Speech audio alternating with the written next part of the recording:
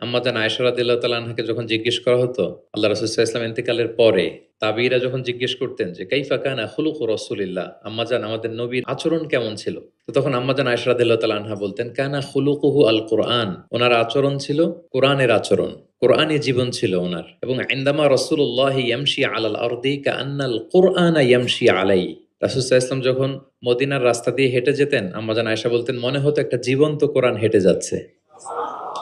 as if a living Quran is walking on the street of Medina. রাসূল সাল্লাল্লাহু আলাইহি ওয়াসাল্লাম মদিনার অলিতে গলিতে যখন হাঁটতেন দূর থেকে দেখে মনে হতো একটা লিভিং কোরআন হেঁটে যাচ্ছে। তার মানে পুরো কোরআনে ৩০ পারায় থিওরিটিক্যালি যা বলা আছে রাসূল সাল্লাল্লাহু আলাইহি ওয়াসাল্লামের জীবনে প্র্যাকটিক্যালি সেটা করে দেখানো আছে। এজন্য উনাকে বলা হয় লিভিং কোরআন। তিনি হচ্ছেন জীবন্ত কোরআন।